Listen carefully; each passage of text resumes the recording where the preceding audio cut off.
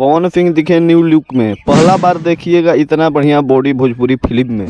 पवन सिंह इन दिनों एकदम social media से दूर हैं और आप लोग देख रहे हैं कि अपने बॉडी और अपने दाढ़ी लुक पर और अपने लुक पर काफ़ी ही ध्यान दे रहे हैं।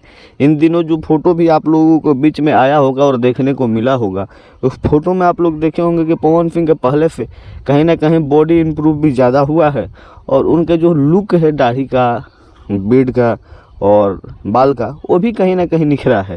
पवन सिंह अपने आप को निखारने के लिए काला माटी शूटिंग को रुकवा दिए थे और अभी बॉडी पर लगातार काम कर रहे थे और फाइनली बॉडी भी निखर कर आया है और लगभग 2 महीना तक बॉडी बनाने के लिए उन्होंने फिल्म को रोक दिया, क्योंकि मार्च में ही शूटिंग करना था काला माटी फिल्म को, लेकिन बॉडी बनाने के लिए उन्होंने मई में कर दिया है। अभी अप्रैल में भी उस फिल्म के शूटिंग स्टार्ट नहीं हुआ है। तो अपने फिल्म के लिए इतना सक्रिय रह रहे हैं पवन सिंह।